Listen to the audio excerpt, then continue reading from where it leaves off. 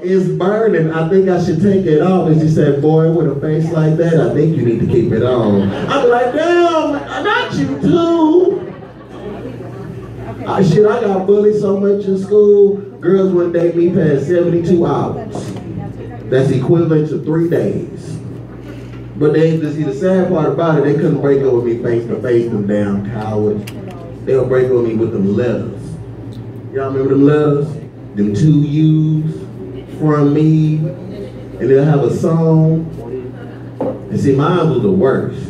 Like one letter had No Scrubs by TLC. Another one had Use a Wankster by 50 Cent. And the one that hurt my heart the most was Bugaboo by Destiny's Child. My heart was never repaired after that shit. Laughing my pain, it's okay. But we got a great show lined up for you guys tonight. The same energy you give me, I just want you to give to the other comedians. I know I look a little spaced out, but that's my business. Get out my business right now. Y'all see this lovely lady right here? The message of the day is what? Okay, look at God. Boy, it ain't even Sunday yet. The same energy you give me, can y'all please give this brother? He's a Houston native. He's real nice. He has a beard, so that means he represents hard. But can y'all introduce your right hand and your left hand together? That means start clapping, start clapping, start clapping, start clapping, and show some love for Mr. David Pfeiffer.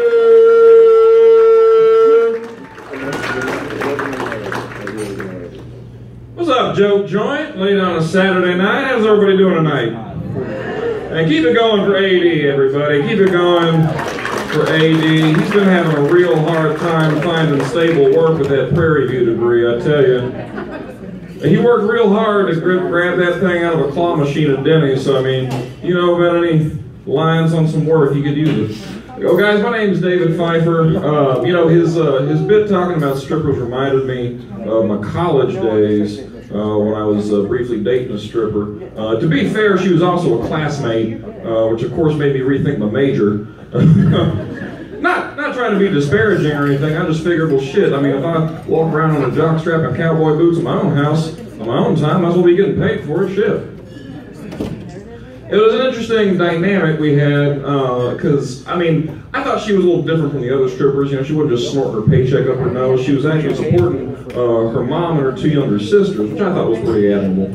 I remember actually the first night I went over to her house and met her 2 sisters, and they were doing math homework, so I decided I'd try to help out. But of course, I'd been drinking since about 2 in the afternoon. It was about 11 at night at the time. So I don't know how much help I was.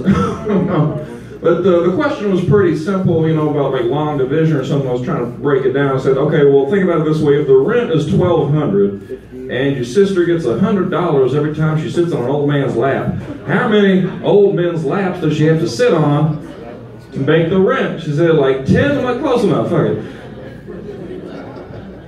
So it was getting later. I figured it was time, you know, all right, girls, let's pack it up, let's brush your teeth, go to bed, while I go upstairs and fuck your sister. So I didn't bring a rubber too, so wish me luck. But, you know, that's life, man. I got married recently in September. You can clap for that, fuck it, you know, it's all good. It was actually 2 weeks after Harvey, which was pretty nerve-wracking time to get married. I don't know, did you guys do all right in the flood?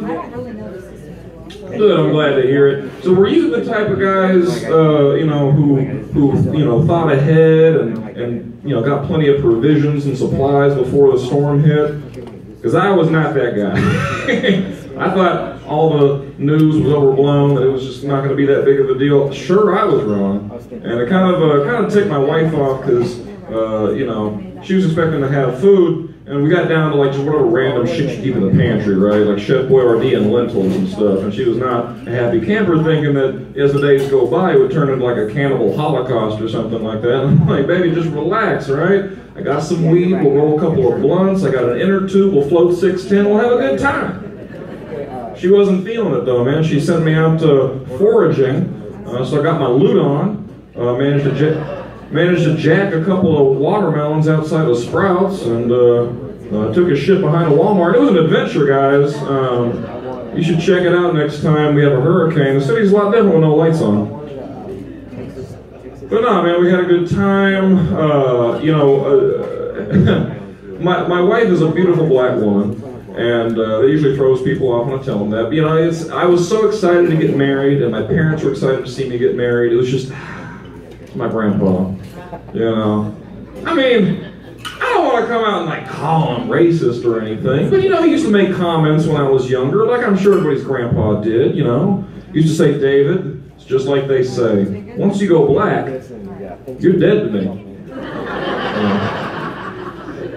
And sure enough, he was.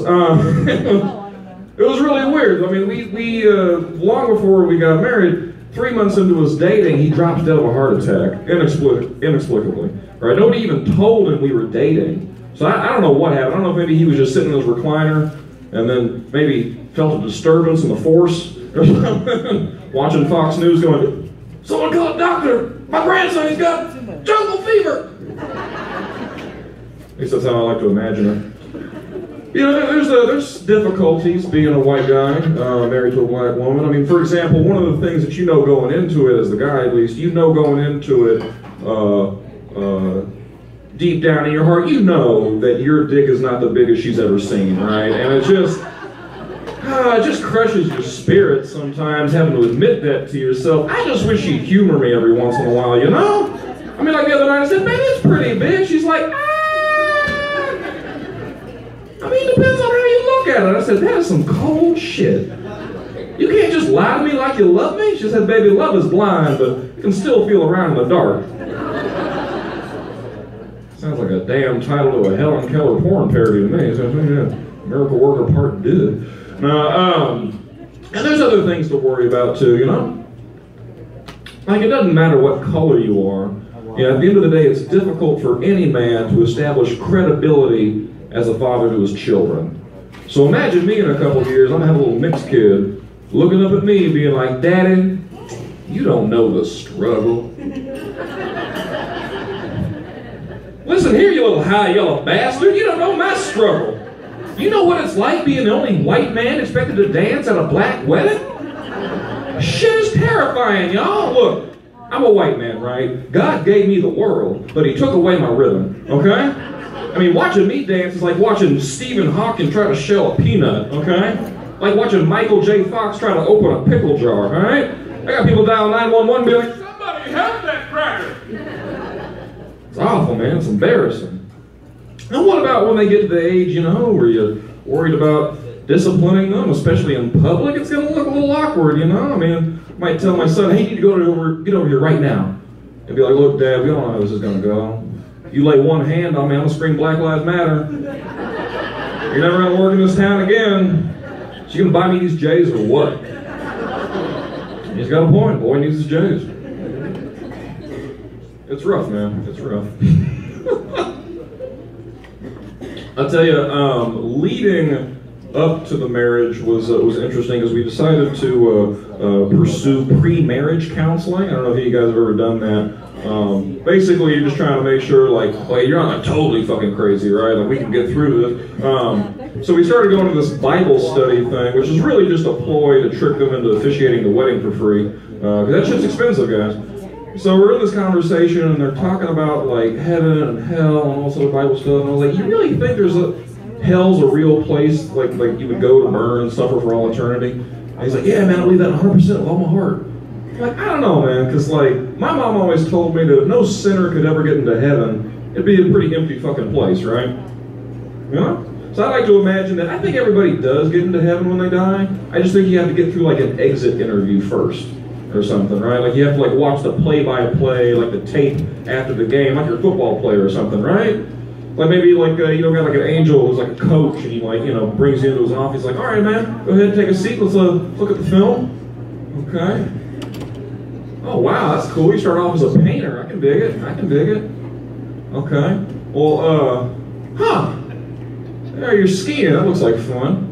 I dig the stash, man. Whoa! Whoo! Man, I think that's where you Yeah, you really whipped it on that one. Right where you killed 6 million Jews. Yeah, really, whew. Man, really cost the whole team a lot of yards on that one. But you know what? Classic rookie mistake, okay? Sometimes you zig when you should have zagged, right? Sometimes you pizza when you should have French fried, right? Now, French fried Jews might be a delicacy in Iran. That's not how we play ball up here, man. So look, I just want you to, stay hungry, keep working. I'm going to have to redshirt you this season, but who knows? Maybe next year we'll put you on kickoff return, all right? Appreciate you. All right, next. All right, go ahead and have a seat. Woo! It's a lot of gay stuff. I don't know if there's anything wrong with that, I'm just saying.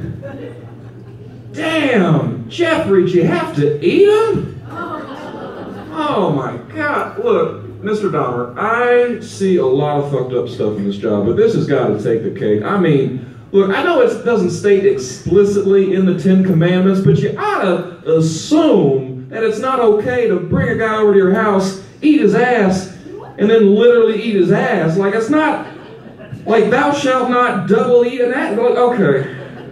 Look, I gotta make a phone call real quick. You just don't do anything. Hold on.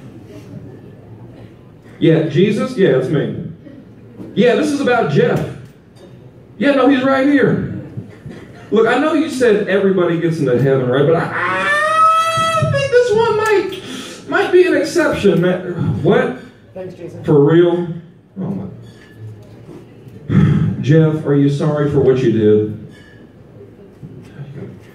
He says he's sorry. Are you kidding me? Bro. Look, when you get done hanging on to that tortilla, we gotta have a talk about this, okay? This is why we still have Republicans. Everybody gets into heaven, guys.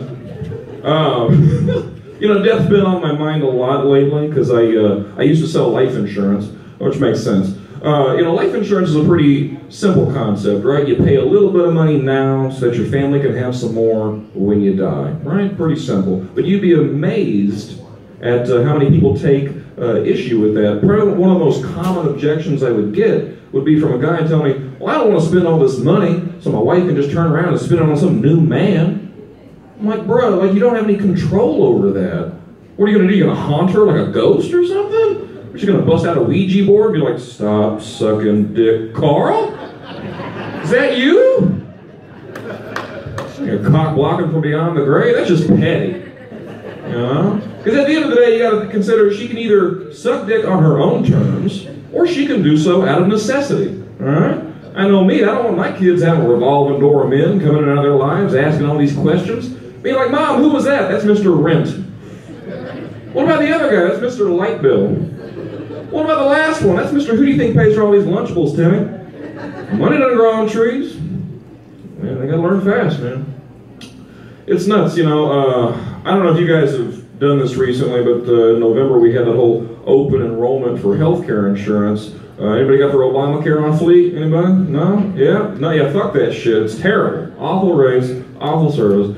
It's nuts because I used to be the one doing the health insurance for me and my wife.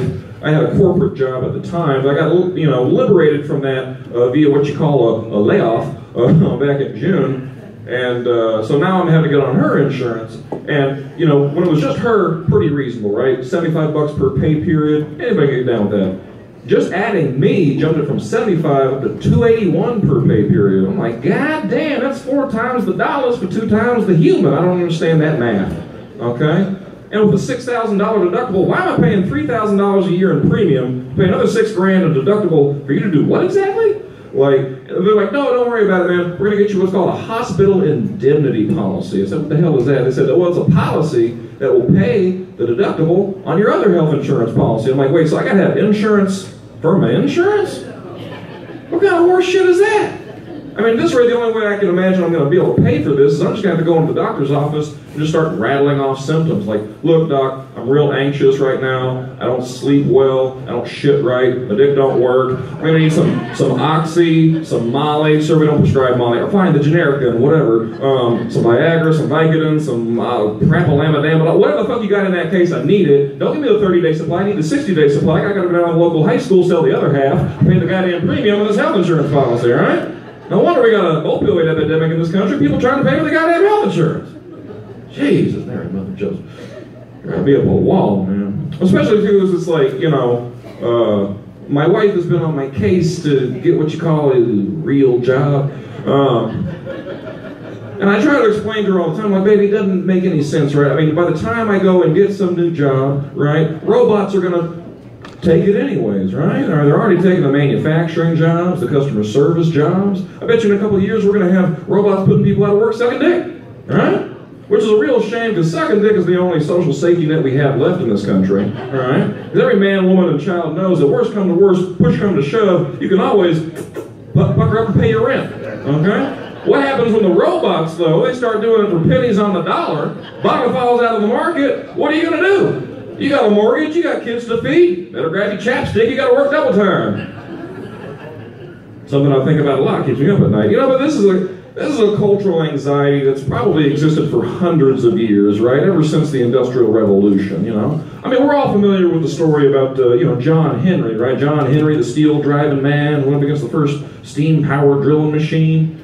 A lot of people don't realize that the original story was about John Henry, the dick-sucking man, right? Who went up against the first dick-sucking machine. Now, obviously, this technology was in its infancy in the 1800s, but, you know, it would give you a third-degree burn, but it will suck a chrome off a trailer hitch at the same time. So, I mean, you got pros and cons. But, you know, John Henry, man, he sucked his heart out and, you know, became a legend. But then, you know, Disney got the rights to the story. They had to sanitize it for the kids. So just goes to show you, man, robots, man, they just ruin everything. Every damn thing. But now, lately, what I've been doing to pay my bills is I've been doing kind of like handyman, like odd job contracting type of stuff, which is fun. I get to set my own schedule and all that stuff. But sometimes I have to pick up additional labor. I think the technical term, I think you call them Mexicans. I'm not sure if that's... Now, hold on. I don't want you to get the wrong idea, okay? These are people... And I respect them like that. I actually met a very nice man.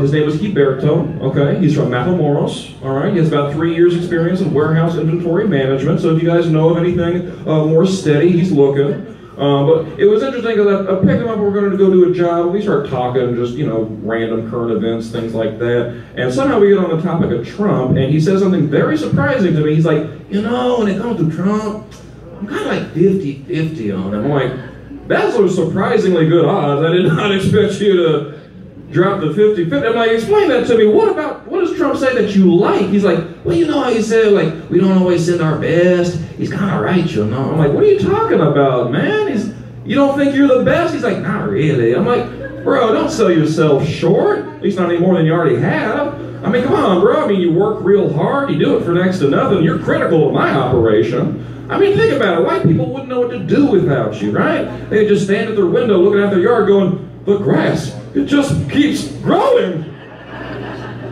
You know? So you gotta watch out for that. But I got started doing manual labor type of stuff back when I first got out of college. I got a job working for Habitat for Humanity in San Antonio. I don't know if you guys know what that is. It's a nonprofit organization that builds housing for low-income families. So being in San Antonio, that basically my job description was to build very small houses for very large Mexican families. But it wasn't just Mexican families. So we also had refugee families from all over the world, like the Congo, Burma, I mean, you name it, right? In fact, one of the first houses ever built was for a guy from the Congo. His name was Shimmy. I think he had about like 5 or 7 kids. He might have traded a couple for a lawnmower. They do things different over there.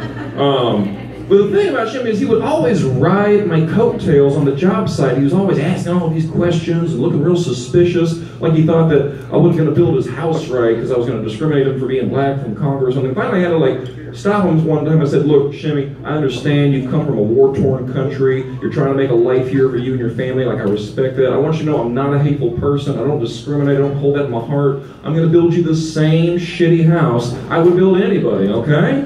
White, black, brown, doesn't make any difference. There's not going to be a straight wall in that motherfucker, okay? Foundation's probably sitting on top of an Indian burial ground. But I want you to know that this home was built in large part by volunteer labor from college kids who are going to make way more money than you ever will. But don't worry, man, this is USA. You made it. It's good stuff, man. Good stuff. Oh, my goodness gracious, guys. It's been a wild ride. Because we are approaching the end of 2017. And what have we learned this year? end of 2017. Say it with me now, everyone's a rapist. And if you guys paying attention to the news, but it's a lot. It's a lot, man. I mean, at this point, I don't trust anybody. My mom, my dad, my brother, my sister, my aunt, my uncle, the priest, the baker, the candlestick maker, the Nina, the Pina, the Saint Maria. Everybody's a rapist, right? Which really, if you think about it, means nobody's a rapist. Think about it, right? I think as men collectively as a group, like we got to get together and get out in front of this thing, okay? No more just waiting for another accusation to come down the pipe, right? We got to get out there and hold our own individual press conferences where we just admit to whatever sexual misconduct we've committed in our lives. And we've all done something, right? Even if it's fairly innocuous. Maybe in junior high you snapped a girl's bra strap, or maybe you stared your coworker's ass too long. Maybe you used too much teeth when you went down on her. I don't know, man, but we've all got some skeleton in our closet. So you just get up there, you tell them, you know, what you did, and then whatever job you have, you resign from it, okay? You don't have to have a high-profile job. Like, you don't have to be a politician or a Hollywood exec to resign. Are you a plumber? Are you a teacher? You work part-time at an AutoZone? You're not fit for office anymore, so just quit the job, go home, and then if we all do that, man, then the women are going to have to do all the work. Now we're thinking, right? Then we get to go chill at home with the kids where the real raping begins. I mean, wait, did I say rape? I meant Jenga. My bad. It's a joke, guys. Get with it. Staying on topic, guys, Alabama had a really interesting special election recently, didn't they? Give it up for Alabama, everybody. Woo! Very interesting election between, on the one hand, you had a candidate who was actually a civil rights attorney who prosecuted the KKK for firebombing a church and killing innocent people. And he went up against an accused pedophile, but he won by 1% of the vote. So it just goes to show you, in the contest between good and evil, Alabama will always bring it right down to the wire, guys. Roll Tide, everybody. Roll Tide. But probably the funniest, I guess you call it statistic that I heard about it, was they polled these people and they said, of the people who believed the accusers of Roy Moore, 90% of them didn't vote for Roy Moore, which means that 10% did. Which means 10% were people who were like, yeah, I think you raped them, but I don't care. You know, maybe that's what this country needs. If you don't grab the pussy, he'll grab you. Goddamn Bama, everybody. All right, guys, I'm going to go ahead and get out of this with an oldie but a goodie. Let's see what we got going on here. So, like I was explaining, I used to sell insurance. I used to sell car insurance, actually, which was always a fun game because you have to do a lot of cold calling when you're selling car insurance, which is always awkward because you're having to call people up out of nowhere. They don't know you. You're trying to get them to quote your insurance. A real awkward conversation. So I developed this little phrase that I use to kind of break the ice during these conversations. So the phrase goes, look, I just want to shoot you a quick comparison quote. If it looks good, great. If not, we won't worry about it. And what I found is you can use this same technique in your dating life. Like, for example, let's say I walk into a bar and I meet a beautiful young woman. Like, ma'am, what's your name? Brittany? Brittany, that's a beautiful name. It's a pleasure to meet you. My name's David. Hey, Brittany, real quick. I got this dick, right? I just want to shoot it to you real quick. If it looks good, great. If not, we won't worry about it. How's that sound? Okay, you're a little on the fence. You know, and that's fine, right? You know, we're not always going to work out. But let's ask a few quick qualifying questions just to see if we're a good fit, right? Okay, so Brittany, who is your current dick provider? You don't have one? You're right around uninsured? Oh my goodness, Brittany, you know that's illegal, right? Oh my goodness. Well, here's a little word of advice, Brittany, when you do get around to shopping. You can't just take these guys, you know, at their word, right? You know, they can tell you anything they want to, right? They can tell you they got 10 inches. They probably got a 12-inch deductible, okay? That's called going backwards, right? You look like the kind of smart young woman trying to go forwards in her life, am I right? Right, guys, because if it don't make dollars, it don't make sense. Now, Brittany, I want to explain this to you in a way that you'll understand the gravity of the situation. So I want you to imagine with me, put our thinking caps on.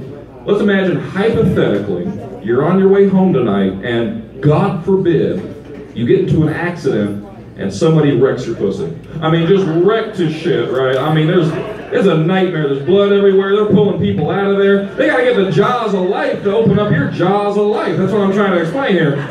Now look, this could go a couple different ways. Now Brittany, you could have that cut rate insurance, right? What they're going to do is they're going to depreciate it. Now Brittany, what year were you born? 85? That's a good year. You know, they don't make them like that anymore. So Brittany's used to driving a 1985 Brittany Pussy, okay? And it's in great condition, guys. No dents, no scratches. She changes the fluids, okay? But here's the thing, Brittany, they're not going to give you enough for brand new 1985, okay? They got to depreciate for wear and tear. I mean, by the time you're done with it, you'll be lucky to get a 1935, okay? Now look, I don't know how many 1935s y'all have seen, let alone had to drive. I'm telling you right now, Brittany, from experience, shit ain't pretty. Okay? And look, I understand you put a lot of work into it, okay? I mean, you wash it, you wax it, you fill it up twice a week. Okay, I understand you probably can't even get to work without it. It's very important. I understand, okay? That's why I'm going to promise you that with Liberty Mutual, we're going to insure you the full replacement value to get you back on the road in a brand new 1985 like it never even happened. And with our Better Pussy Replacement Program, we're going to put you in one model year newer with 15,000 less miles. Now look, Brittany, I'm not a magician. But if I can take 15,000 miles off of it, shit, I think I deserve a peek, don't you? Guys, give it up for Brittany for being a great sport. My name is David Pfeiffer. You've been a fantastic audience. Please enjoy your headliner. Good night.